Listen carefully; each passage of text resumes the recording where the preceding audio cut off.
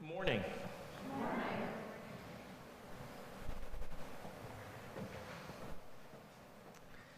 I want to clear one thing up right here at the start before we go any further. No, there's a long list of things I want to clear up, but I'm only going to clear up one thing. After the service today, there is going to be an obstacle course. And there will be hot drinks and hot foods. And you are invited. Now, this is a place where we gather not because we agree. So it's fine to disagree with everything that I just said. But I want to be real clear, it's going to happen anyway. Even if it's pouring rain, even if it is, and everybody is lined up inside along the southern wall of the church looking out of the windows, there will be one person in this congregation tackling the obstacle course. All right, there will be 3 people in this Unitarian congregation. So whether you're a spectator or a participant, we're going to do this after the service. Yes. And this is stubbornness, or whatever word you'd like to use there. And if you are watching online, because you are a deeply faithful participant in this congregation in whatever way, and it was cold this morning with rain, and there even seemed to be some solid matter falling in the rain,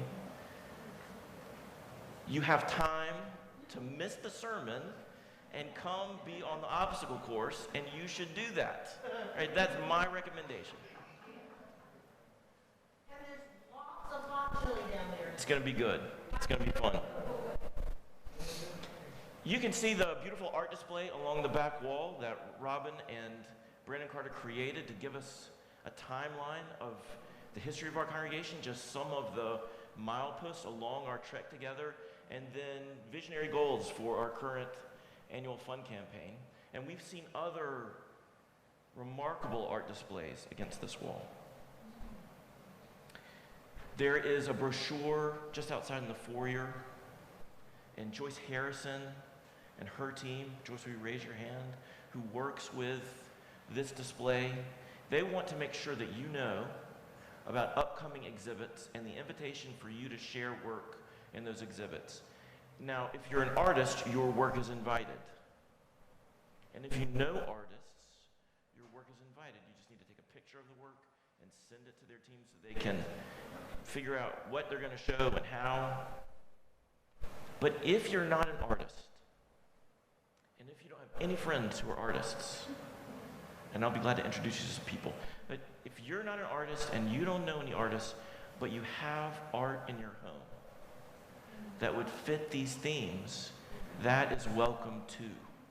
If you're a collector, that is welcome too. So please look at what is coming and be a part of it. Engage with it. Because we want to keep creating this as a space of beauty and provocation for us all. This is a place where we gather not because we agree, but because we don't agree.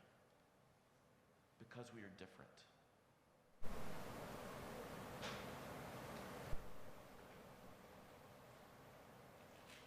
We do that because it makes something between us. And it makes something between us that moves out into the world. There's a creative power that we generate when we choose each other.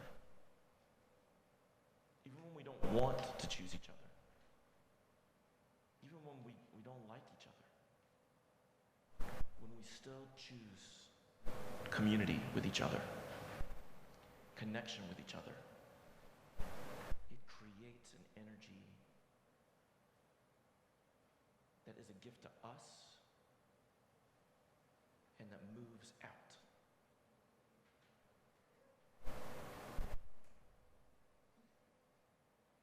Hear that energy from Max Litt.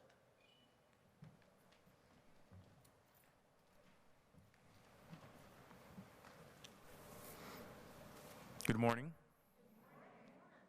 Thank you for having me here again this Sunday.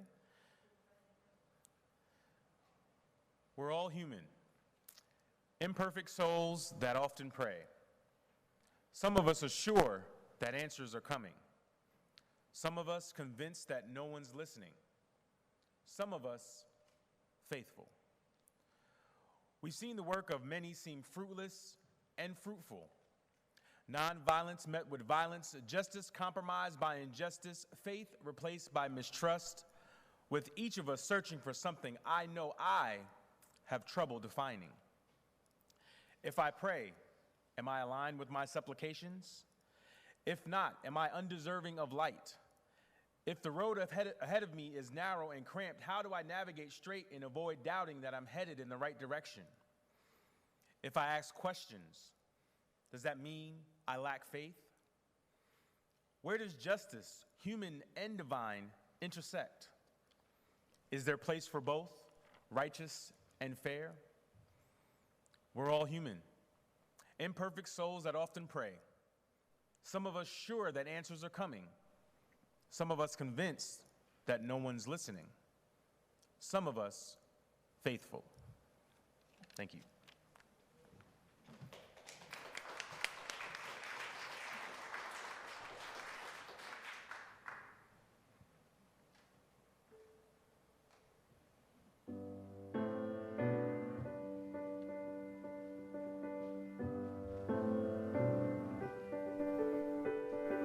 Blackbirds singing in the dead of night. Take these broken wings and learn to fly. All your life, you were only waiting for this moment to arise.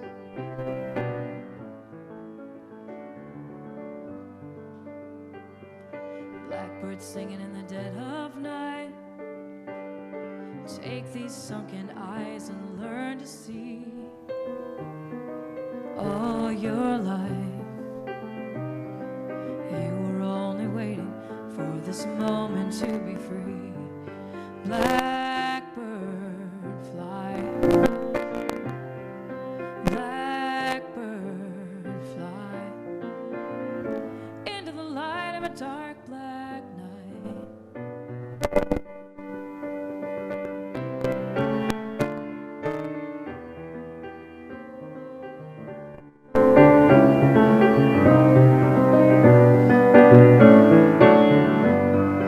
Black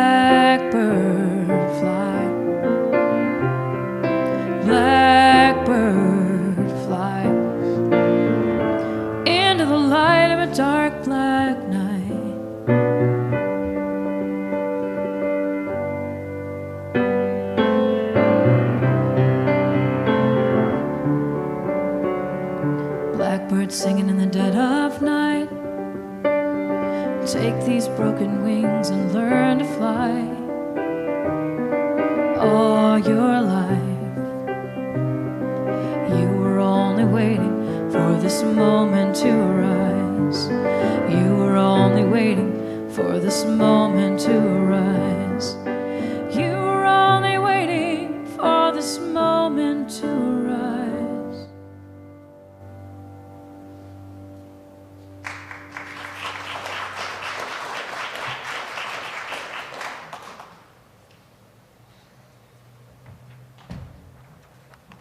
Thank you, Sydney.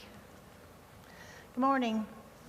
My name is Susan Tarragano, and I serve on the Board of Trustees of the Unitarian Universalist Church of Spartanburg.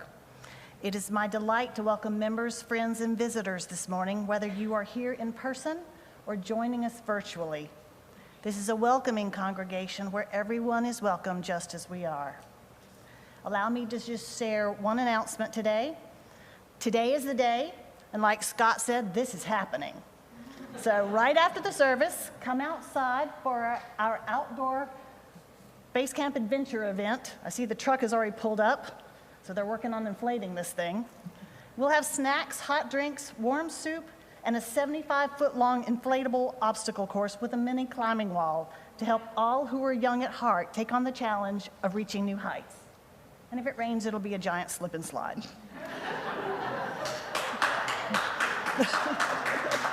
It'll still be fun. This is a celebration of our annual generosity campaign. Come and have fun and help us reach new heights together. Thank you all for being here today.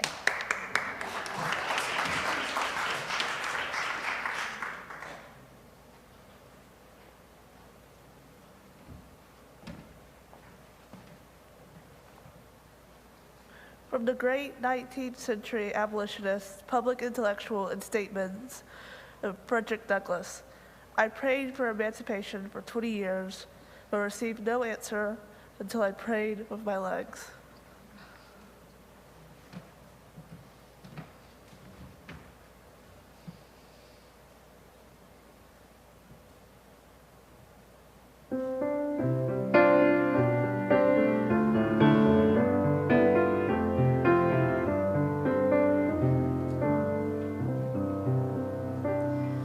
With heart and mind and voice and hand, may we this time and place transcend to make our purpose understood. A mortal search for mortal good, a firm commitment to the goal of justice, freedom, peace for all. A mind that's free to seek the truth, a mind that's free in age and youth, to choose a path no thread impedes, wherever light of conscience leads. Martyrs died so we could be a church where every mind is free. A heart that's kind, a heart whose search makes love the spirit of our church, where we can grow and each one's gift is sanctified and spirits lift. Every door is open wide for all who choose to step inside.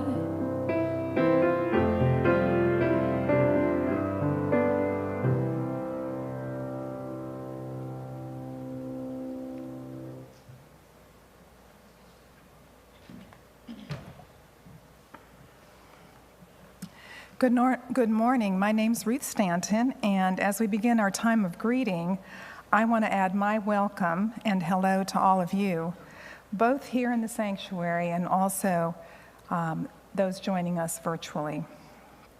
As we greet each other, please remember to be health conscious and personal boundary conscious. It's great to lean towards touchless and greetings and elbow bumps, and you can take your cue from the person you're greeting. And it's fine if your comfort level leads you to stay seated, put where you are.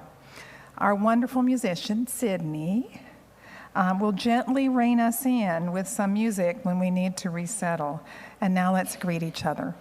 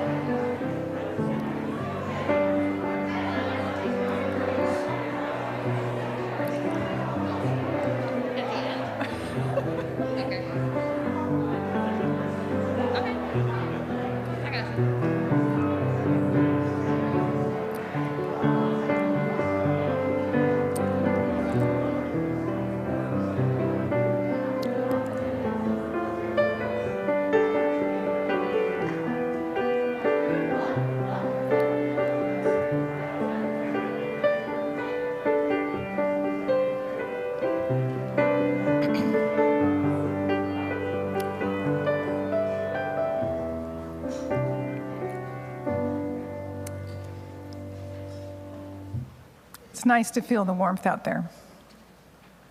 Our covenant, which was written by this congregation, provides us some practical guidance on how we can live out our beliefs together in our church community and also in our church neighborhood, city, and wider world. These words that were powerful when they were written still gain strength as we strive to manifest their meaning in our congregation's work. More than ever, we want to respond to systems of violence and oppression with the power of a love beyond belief. So the words are in the order of service, and if you're on the joining us virtually, that would be underneath the live stream. Please let us join our voices and speak the truth of our covenant. We are a people of faith and hope. Together we covenant to strive to become our better selves, to honor both the critical mind and the generous heart, to prove that diversity need not mean divisiveness, and to respond to systems of violence and oppression with the power of a love beyond belief. And now we come to the part of our service where we invite those who are present in person to come forward and place a stone or a shell in our rippling bowl. The stones and shells symbolize our joys and concerns that we are sharing. Concerns shared are lessened, and joys shared are multiplied. I will be putting in a stone and a shell in the bowl to represent the joys and concerns of those of you that are joining us virtually. And when you come forward to the rippling bowl, we also invite you to place a gift in our offering plate.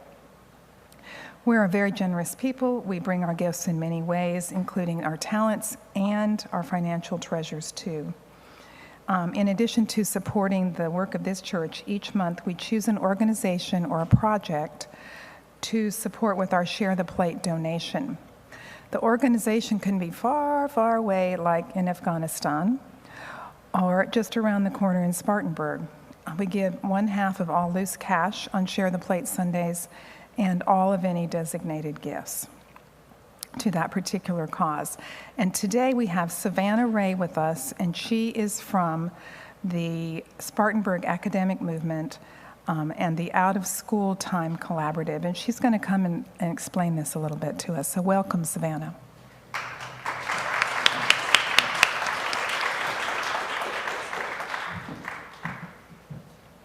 Good morning.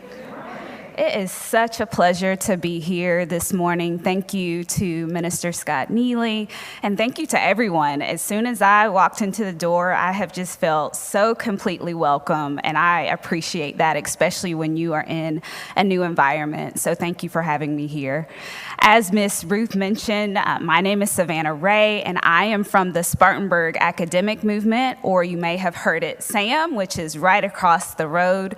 And at SAM, our mission is to ensure that children and youth achieve life and academic success. And we do that primarily by convening community partners, those partners who can have an impact on our youth, also aligning resources and really looking at equity. And so with SAM, although we don't have direct services or provide direct services to youth, we really work on this continuum of education outcomes from kindergarten readiness all the way through post-secondary completion. One of the things that we launched in 2019 was our Out of School Time Collaborative. So when I say out of school time, that refers to after school and summer programs. So I just want you to take a minute to think about those transformative experiences that you were able to participate in when you were a teenager, because our Out of School Time Collaborative really focuses on our adolescents, where we see the largest gap and really the greatest needs in our community. Think about how it was when you were a teenager and you had some of those challenges where you needed people to surround you, where you needed resources to surround you, where you were pulled in different directions, and those structures really help support you. Just take a moment to reflect on what that was like for you. For me, just one of those things was dance. And I danced from age 3 all the way through high school. And the people who were in my life during the great times and during the tough times. I learned discipline. I am from Woodruff, South Carolina, which is here in Spartanburg County. But one of the amazing things that it also allowed me was to come to downtown Greenville and meet people throughout Spartanburg County, people that I wouldn't have been introduced to.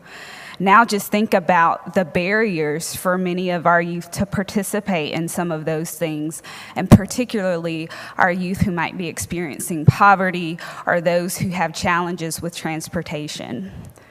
Our Out of School Time Collaborative really seeks to make sure that all youth are able to participate, and we provide scholarships so that students are able to plug in from things like the arts, tutoring, leadership opportunities, entrepreneurship, STEM, a gamut of different opportunities for people to plug in to safe, secure environments. Our partners, which there are about 25 that exist, are trained in trauma-informed practices so that they are quality, that they're supportive of youth and particularly our teens. And we want to make sure that we're removing barriers so that kids can plug in. So today I just come to you saying thank you so much for considering us. Anything that you would provide to our Out of School Time Collaborative goes directly to youth who have the opportunity to choose among something during the summertime or during the school year. So thank you again. Thank you for considering Sam, and thank you for supporting the youth and families and the education of those here in Spartanburg County.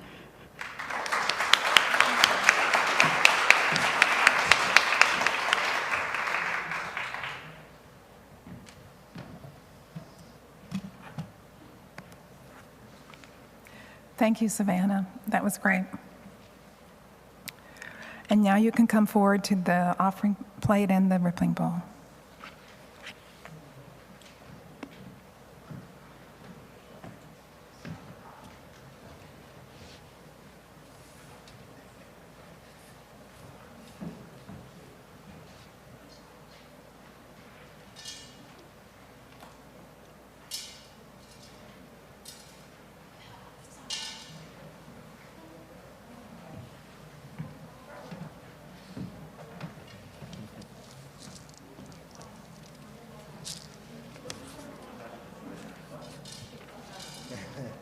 Everybody should.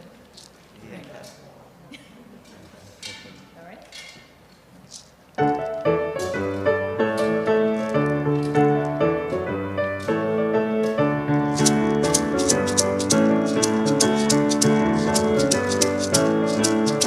We come from the fire, living in the fire. Go back to the fire, turn the world around. We come from the fire, living in the fire. Go back to the fire, turn the world around. We come from the fire, living in the fire. Go back to the fire, turn the world around.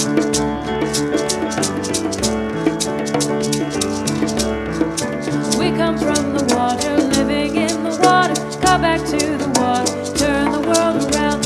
We come from the water, living in the water. Go back to the water, turn the world around. We come from the water, living in the water. Go back to the water, turn the world around.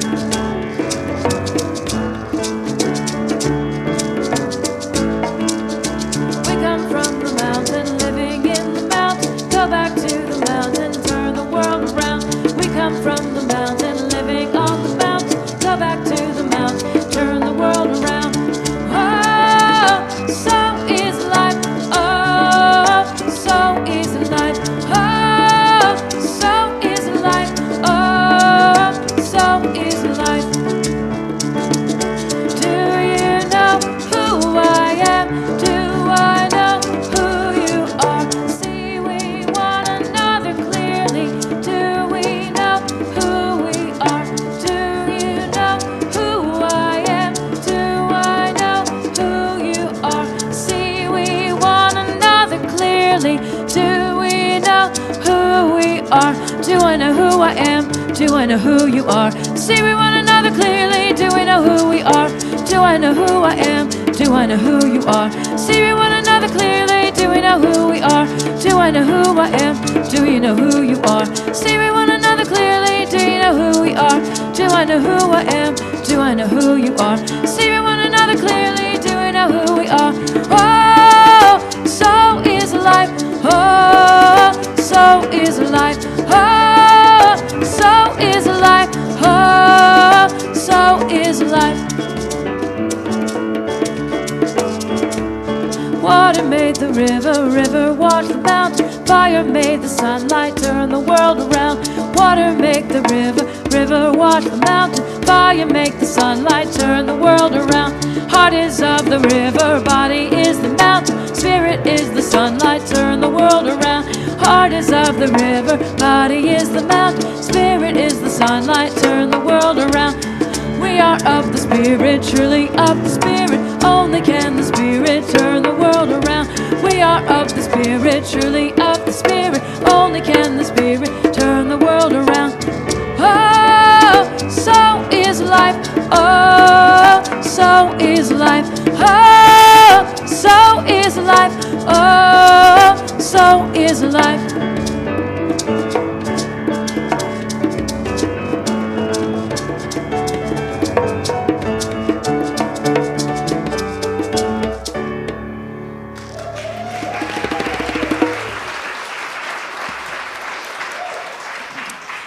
Thank you, Donnie and Mel, the Calypso team.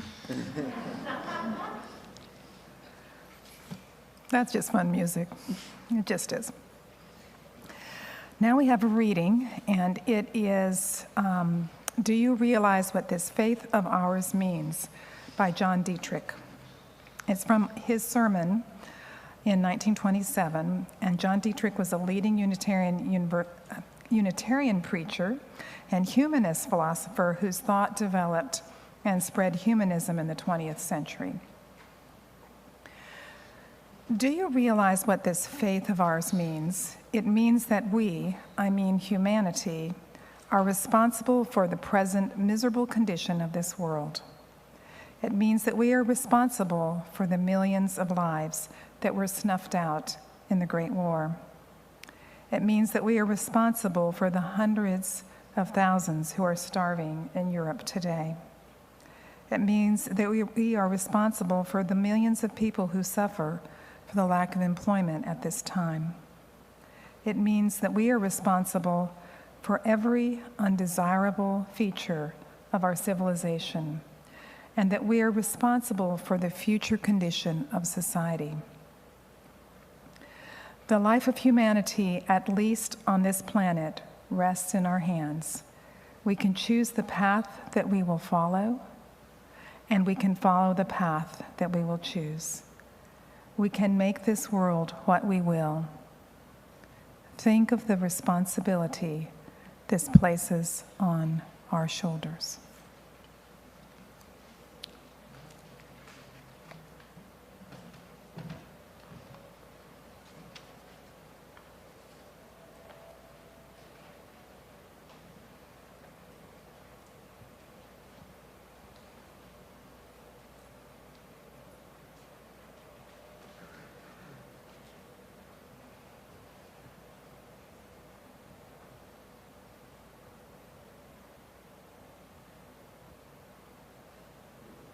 Talking about justice today. And so I want to just say a word about SAM, the Swimmery Academic Movement.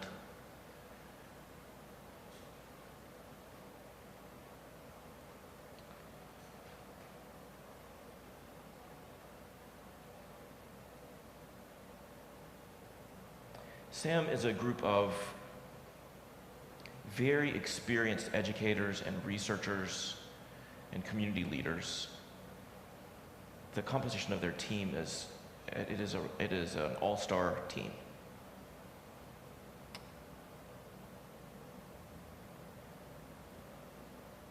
People who are devoting their professional lives to understanding what will change the culture of education in Spartanburg County. And here's why they're doing that.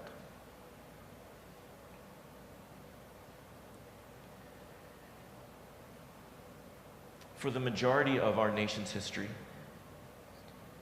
it was illegal to teach black people how to read. Which means that when we talk about achievement gaps and education gaps and income disparities and job disparities, we're not just talking about something right now. We're talking about something that we created over the last 400 years. As a society. And when textiles became the dominant industry in our area, something that we've often longingly looked back towards, trying to figure out what our new industry heyday would be.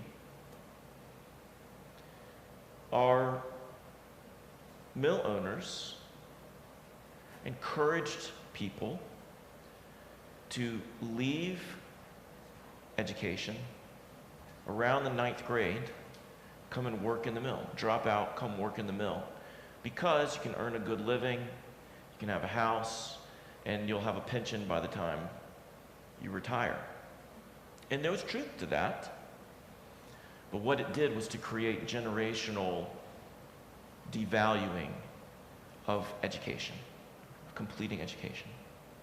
And this happened even, not in all mills, but in some mills, even at the level of middle and upper management, that even those folks were sometimes discouraged from conferencing and doing further education because that would make them more valuable, would create a good argument for increasing their own pay, or they might be recruited away. So to manage the workforce and keep it very stable and affordable, education was discouraged for generations. I remember when I was first out of college, I was working in this little nonprofit that was housed in a building that used to be owned by one of the mills in this town, and the mill went through a very public closure. The end of its days, the end was very public, and all of a sudden we started getting all these phone calls, and even people coming to the office where we worked. We were doing nothing related to textiles at all, asking how they were going to get their pension. And you can just imagine the fear, right? So when Sam talks about changing the culture of education and helping kids have the resources and the support to achieve, the focus is on those kids. But the research perspective, the knowledgeable perspective of this all-star team is the centuries that have led to this. We know that our employers now are they're waiting for skilled workers. They want educated laborers. And Sam is the one that's trying to change that.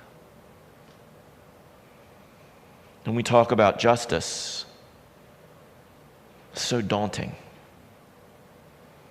But this is a team that has thrown their shoulder to the wheel to try to turn that wheel of history to a new direction. Join me in silence.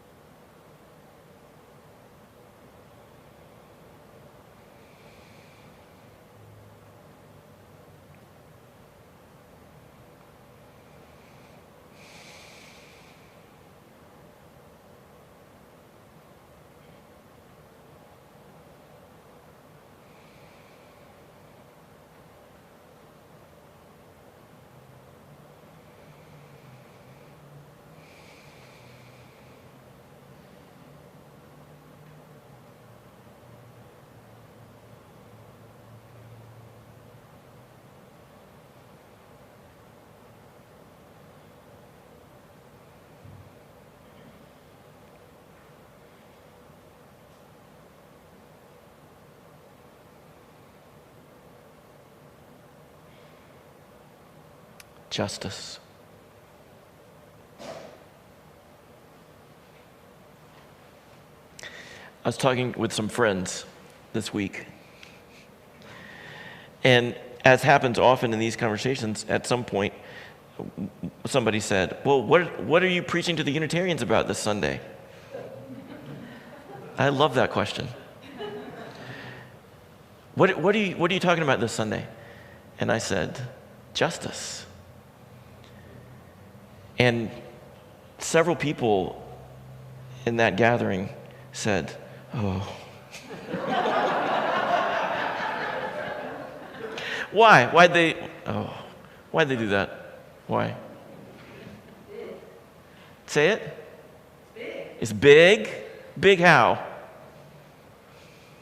It's a little overwhelming. I was sitting here earlier going, oh, there's just so much, right? Yeah. 3 borders in Ukraine, right? It's so big. Well, why did they say that? Oh. Now, Claire, this is true. Before the service, Brandon said, I know you take some grief for the services running long, but today it would be really helpful if the service ran long so we can get ready outside. So I feel understood, and now I feel invited. Why do they say that? Oh. It's not here yet. Not here yet. What do you mean?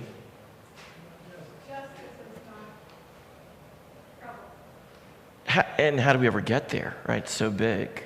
How do we get there? Oh. They know it's a problem. I think that's right, John. We know it's a problem. We can argue all kinds of philosophies and perspectives, great theory, but that life is not fair that is not a mystery. That life is very hard and unfairly hard, not a mystery.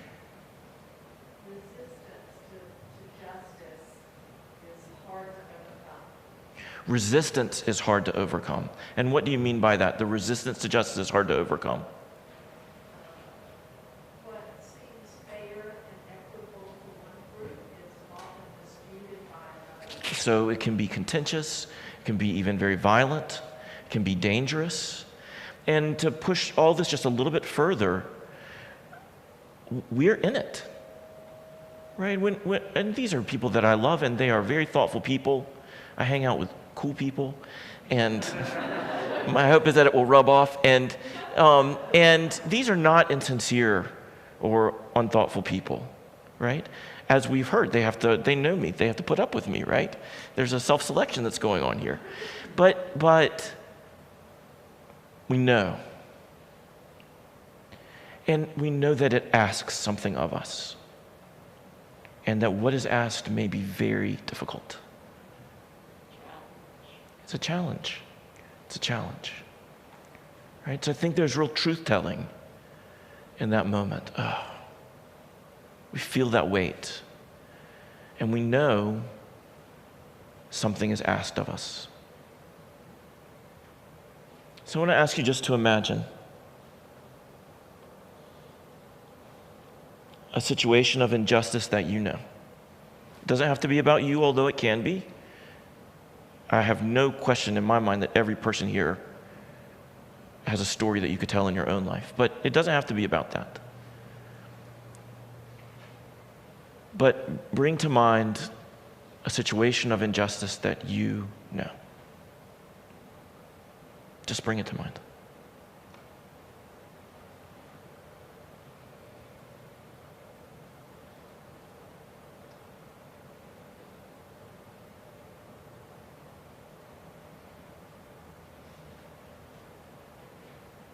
And really ask, what changes that?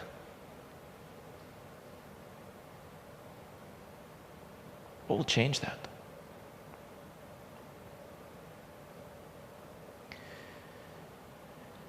I think that one of the very best arguments for atheism is the question of justice.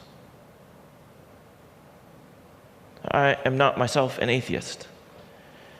I have learned from atheist thought since my early teenage years and find enormous value in it, even though it is not the way that I see the world.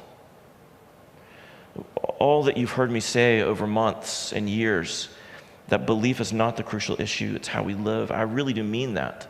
And when I talk about different perspectives meeting and fusing and creating something more, I hope that you have some sense that I try to live that, because it is absolutely what I value. And this is a key example of it. I know that many of you identify as atheists in some way, and so I mean all this very sincerely. Even though this is not wholly my own worldview, I find the question of justice to be one of the very strongest arguments from an atheist perspective. Because so many of these circumstances of injustice result from unresponsiveness. Unresponsiveness on the part of human beings, the ways that societies not only neglect but purposefully ignore or purposefully marginalize their own people. We are an outstanding example of that. And every other society that I can think of is also an outstanding example of that. So human being has a tremendously chartable track record of failing each other with severe consequences, not just, oh, that's too bad, but millions of lives lost. And there's no lack of people crying out for help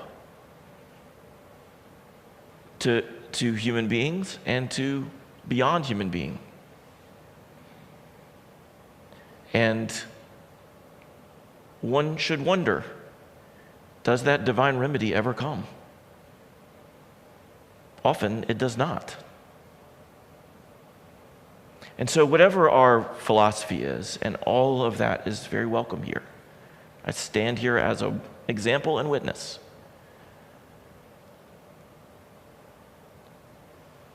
The question of justice levels a real challenge to us, whatever our worldview.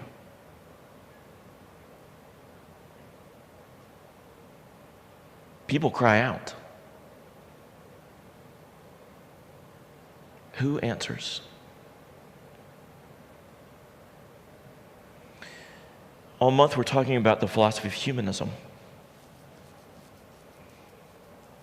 And humanism is just the philosophy that we are responsible for our lives and the world that we create together. Humanism and atheism are not synonymous, but there is a very strong connection. They're not the same.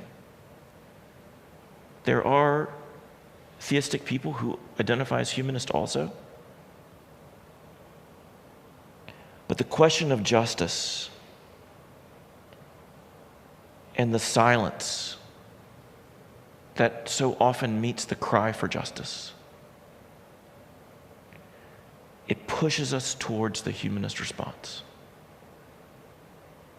If this is the world, and this is life in the world, where does our responsibility lie? Because we are helping to create the world. Whether we choose to engage or not, we're making a choice. And the world will become whatever its future is, influenced in part by our choice. What is our responsibility? You just hear my friends. Oh. Such a weight. August 28th, 1963, a German-born Jewish rabbi stood on the steps of the Lincoln Memorial.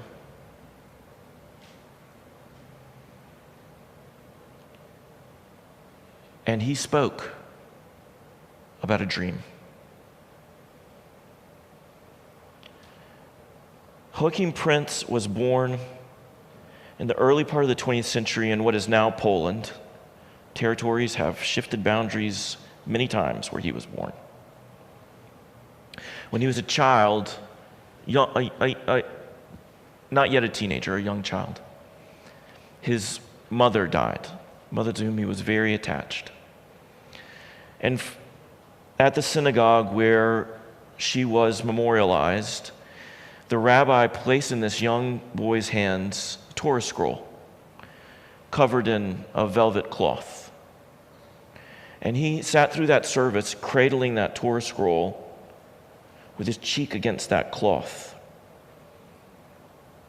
Later in life, he would recall the comfort of just that soft cloth against his cheek in the wake of his mother's death.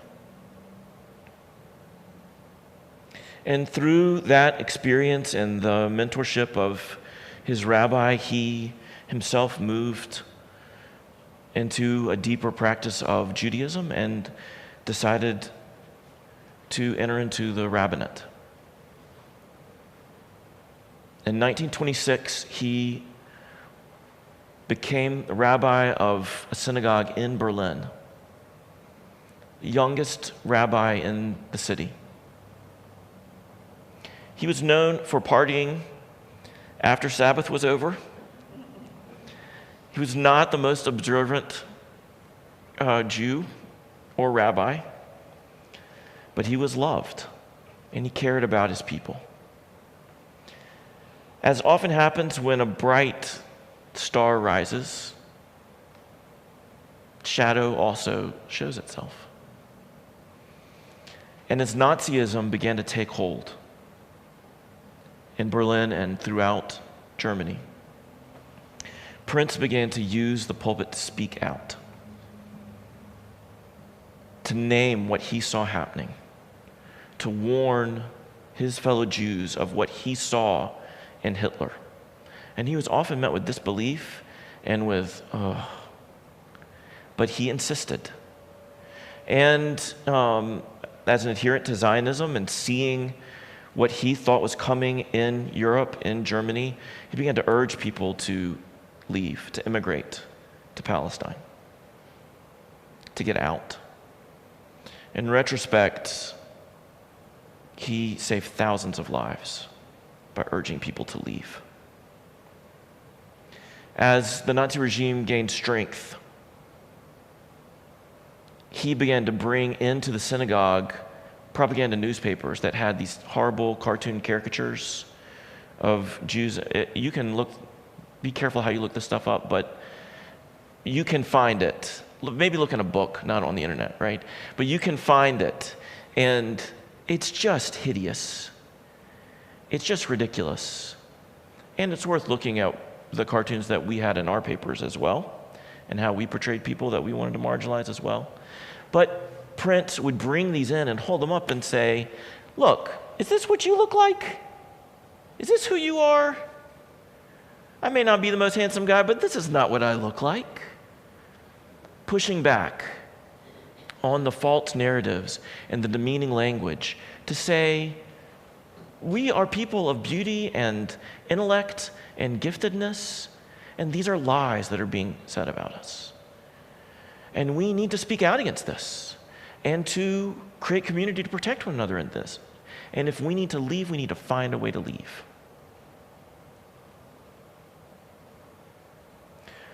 One Sabbath, Gestapo came into the synagogue.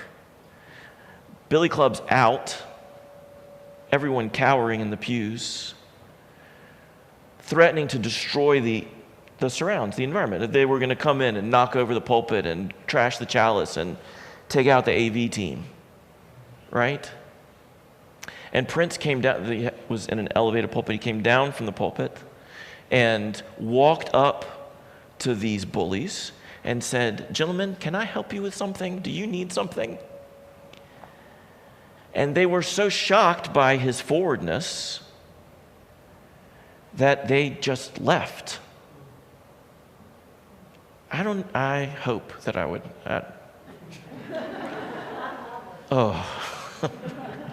Such a weight. By 1937, he was persona non grata. He was kicked out of Germany, forced into exile. He came to the United States. And he became rabbi of a synagogue in Newark, New Jersey. A little after his arrival, there was an attack on a synagogue in Atlanta, a bombing.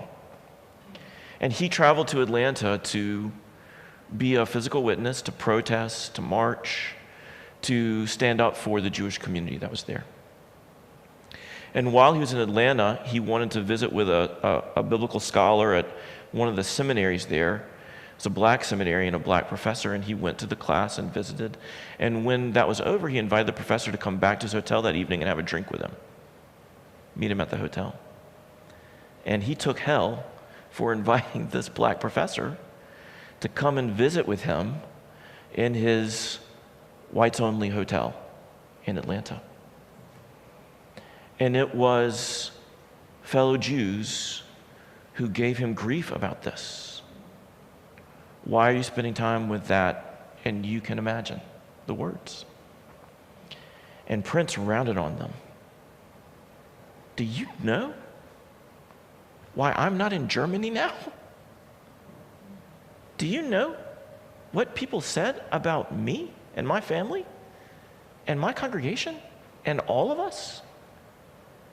How can you say these things here when you know exactly what we suffer there?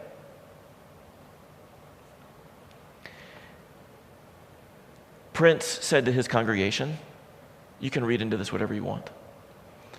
I'll be your rabbi, but you have to guarantee me the freedom to say what I need to say out in the community.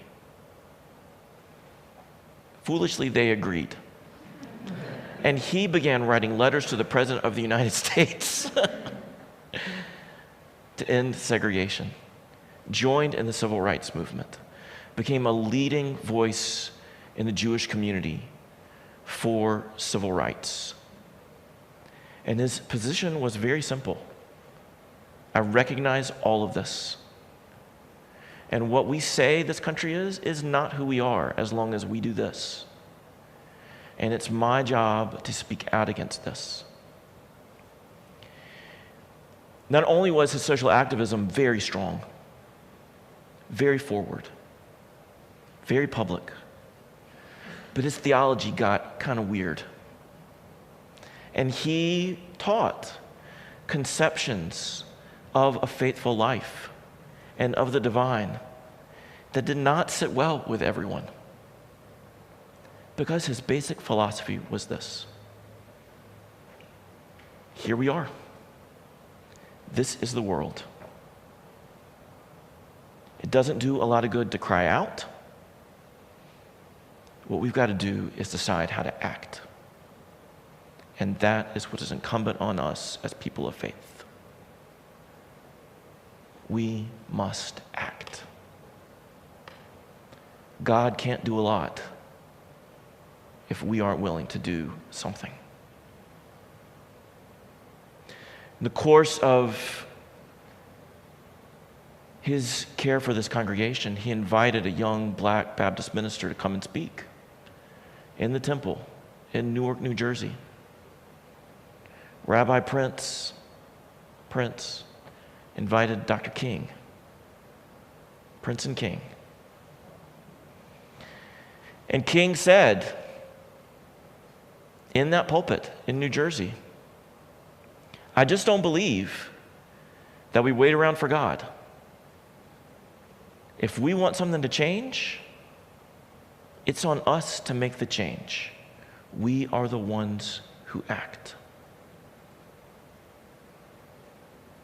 On August 28th, 1963, just before Dr. King delivered the I Have a Dream speech that echoes still in our history, and may it always echo,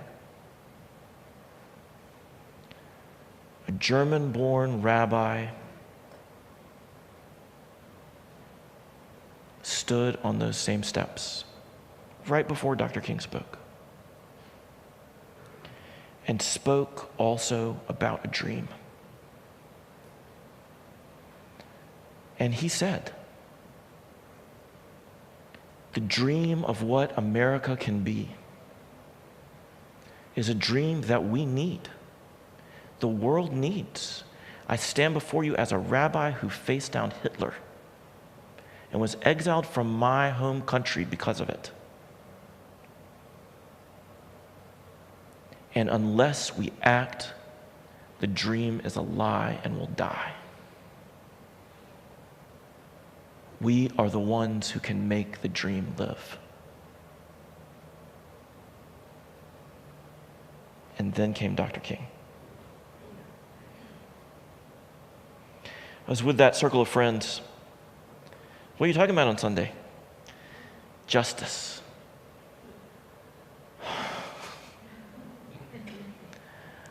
But one person in the circle said,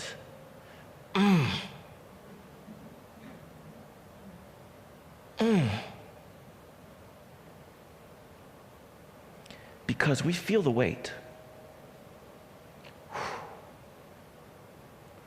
But we can choose the energy.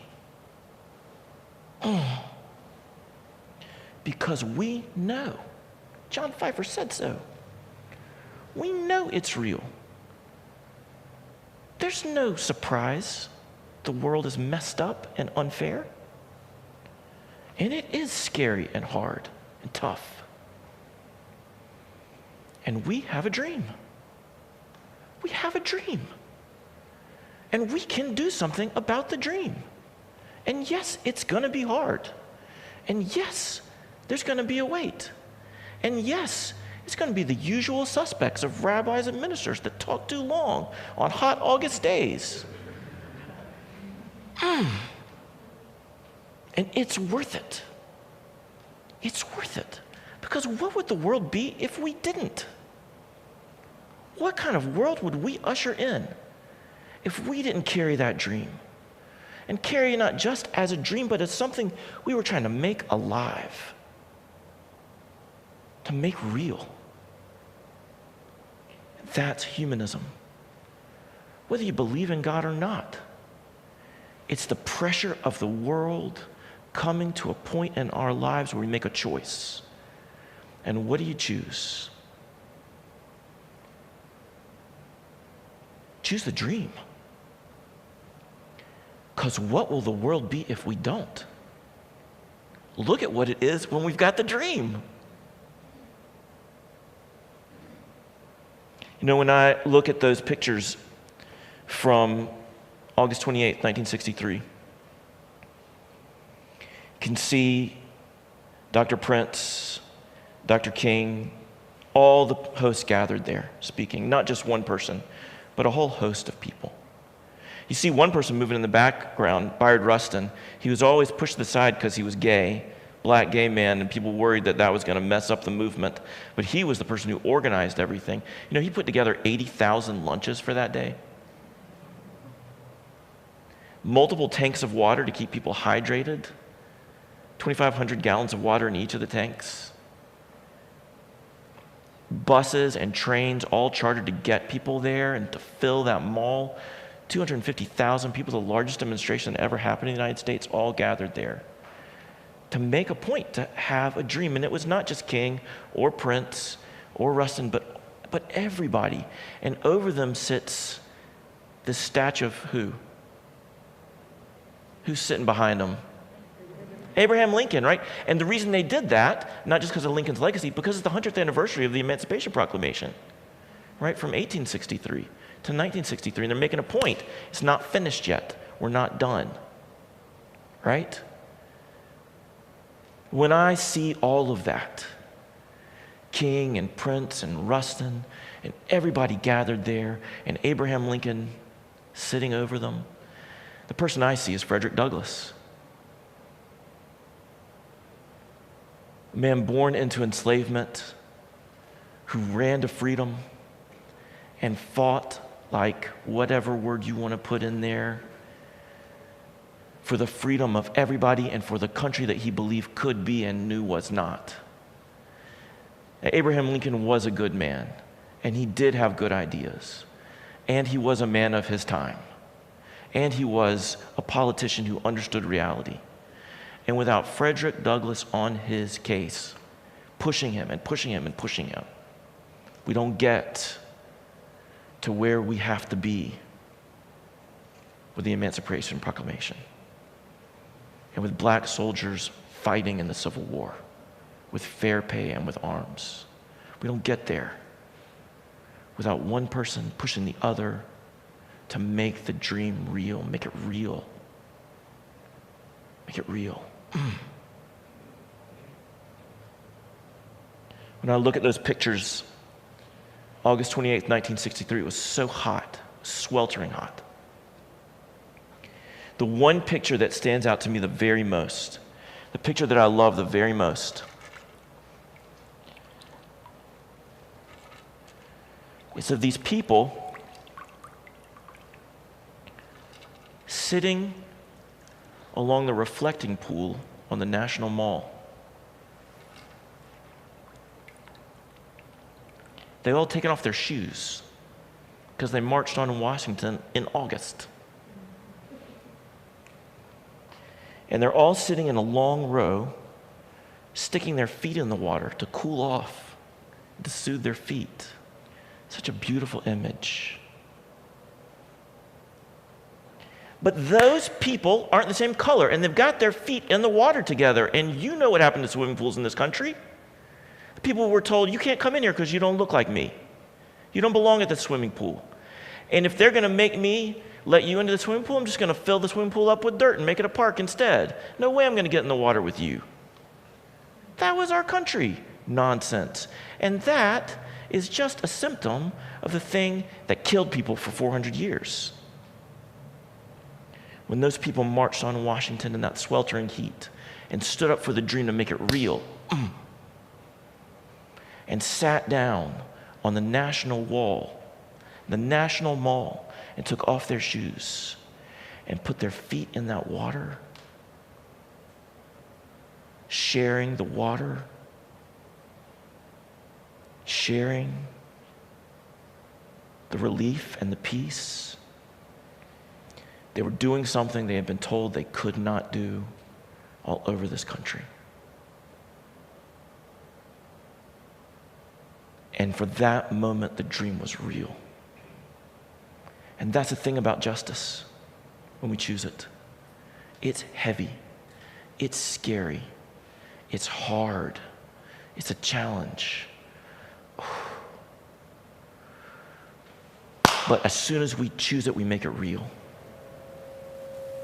As soon as we choose it, we make it real.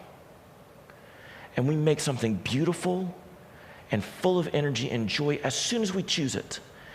We haven't realized total justice for all history. And God or no God, I'm not sure that we ever will. But isn't that the dream? And when we choose that dream and make it real in that moment, for that moment, we are there. Think of a time that you were there. I'll give you one. Proud Mary performing in this sanctuary. That is real. That's the dream. I'll give you one. Marching with my friends and teachers and congregants with my daughter beside me at a Barnett Park at the Pride March in Spartanburg. That's real.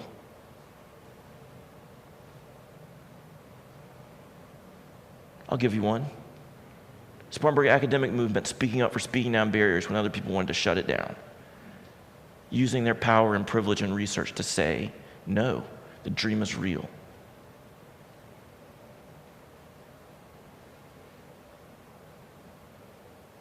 Justice.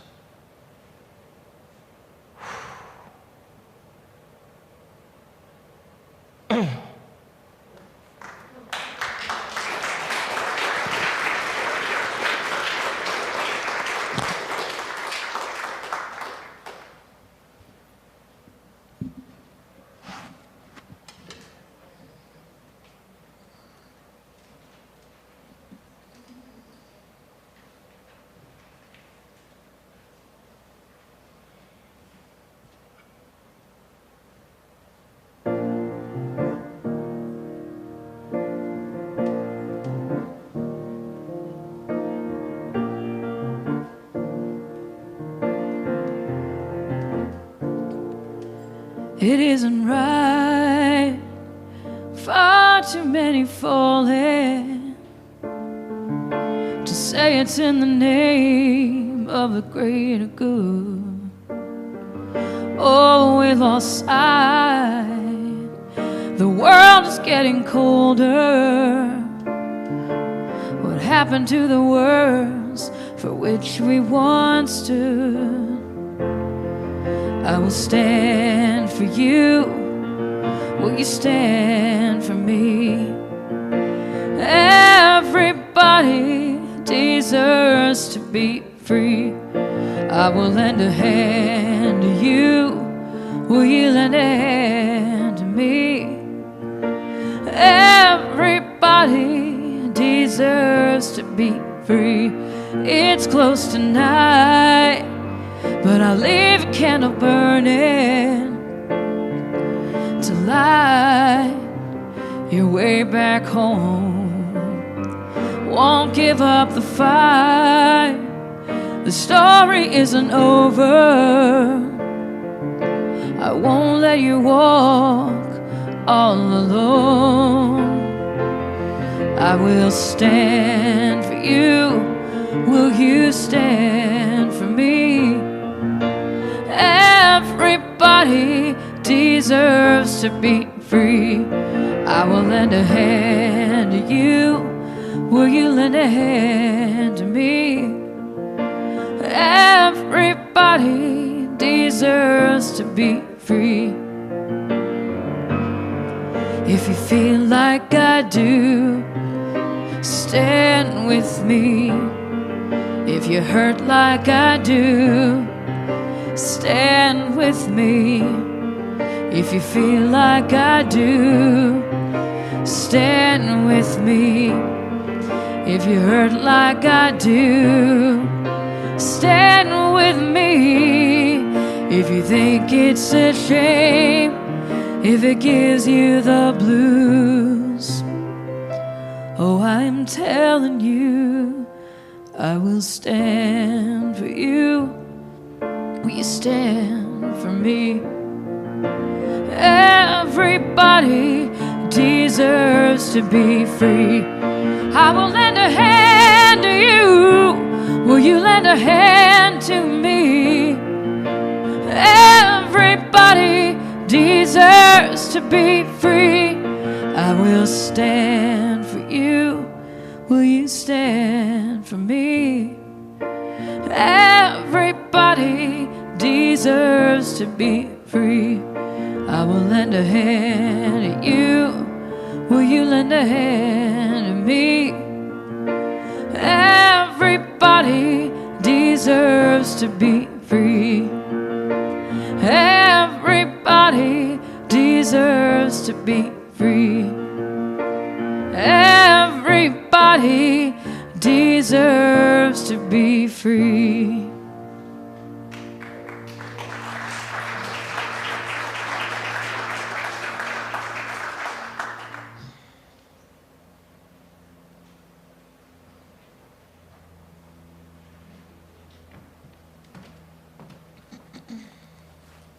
From the Humanist Manifesto, 1933. Humanists are firmly convinced that existing, acquisitive, and profit-motivated society has shown itself to be inadequate, and that a radical change in methods, controls, and motives must be instituted. A cooperative economic order must be established to the end that the equitable distribution of the means of life be possible. The goal of humanism is a free and universal society in which people voluntarily and intelligently cooperate for the common good. Humanists demand a shared life and a shared world.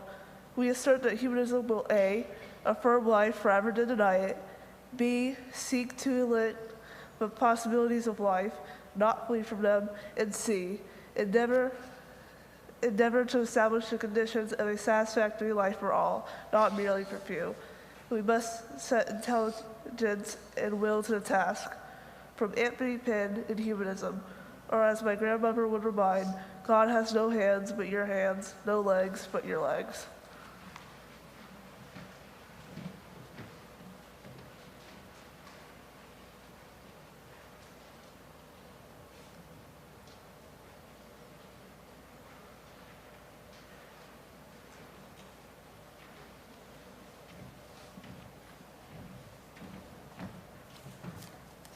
Well, it's finally here. The rain is cleared out. The inflatable is up. I think the fire is going. The chili is warm and the coffee is hot. So we're excited that you could be here today. If you're joining us from home live, now is the time to turn off the TV, close your computer, put on your hiking gear, and head on over. So we're going to be here till roughly about 2 o'clock today. So there's still time to get here if you're not here. A couple of logistics. We do have a table out on the little concrete patio here for you to drop in your intent of giving cards. If you haven't turned those in yet, you can do that today. And if you have any questions, feel free to see me. We've got some extra of these out there if you need them.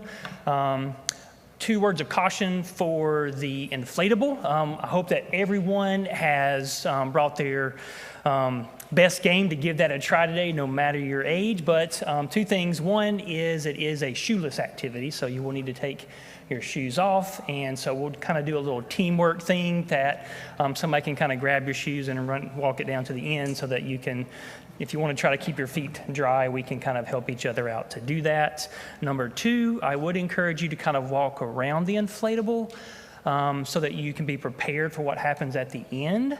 I don't want you to get up the climbing wall and get stuck and have to have somebody come and get you down because you're not wanting to do the slide that is at the very end to get off. So walk around, make sure you're comfortable before you climb all the way up there, and we have to call the help squad to come in, the rescue team, I guess, to come in with the rescue dogs and everything to get you off the top of the mountain there. So, and we're excited that you are here today. Am I missing anything else? Everything good? Okay. So base camp is here. If you're at home, see you soon. Thank y'all very much.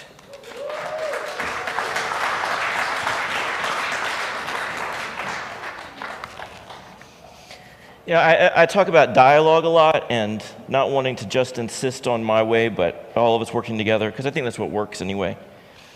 But now I'm going to insist. When you go out of the sanctuary, I want for you to go left. You may take that as deeply and symbolically as you want, but I want for you to go left. Is all of this just a gimmick to raise money for the church?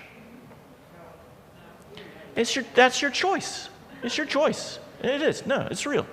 This is your choice.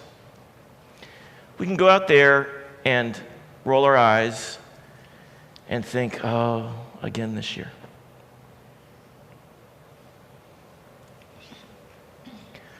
Or we can think about those people who put their feet in that pool of water. That just by doing it together, black, white, gay, straight, male, female, and biracial, and Latinx, and trans and non-binary, and atheist and theist and all the rest of us.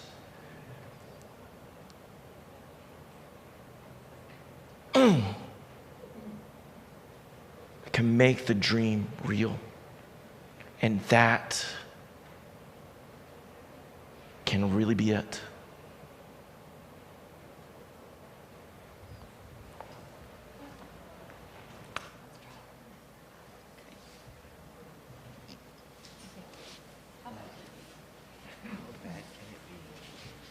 Famous last words.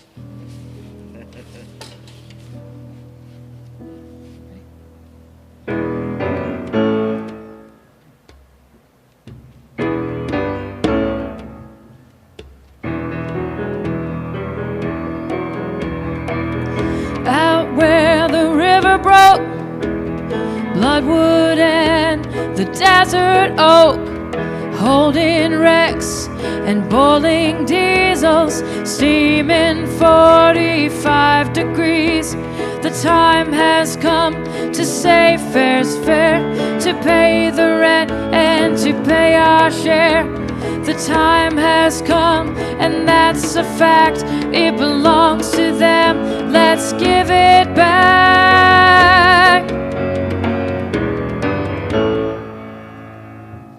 How can we dance when our earth is turning?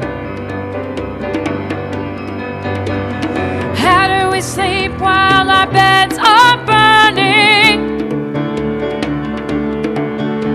The time has come to say fair's fair, to pay the rent, now to pay our share. For we'll scare the cockatoos from Kintar East to Unamimu. Western desert lives and breathes in 45 degrees. The time has come to say fair's fair, to pay the rent and to pay our share. The time has come, a fact's a fact, it belongs to them, let's give it back. How can we dance when our earth is turning? How do we sleep while our beds are burning? The time has come to say fair's fair, to pay the rent and to pay our share. The time has come, a fact's a fact, it belongs to them, let's give it back. How can we dance when our earth is turning? How do we sleep while our beds are burning? How do we dance when our earth is turning? How do we sleep while our beds are burning?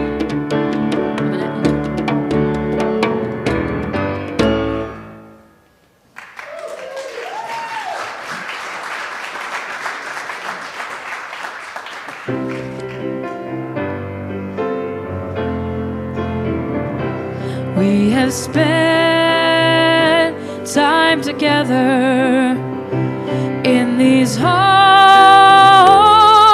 moments. Give us strength to go down the winding road until we meet again. We have spent time together in these holy moments. Give us strength to go down the winding road until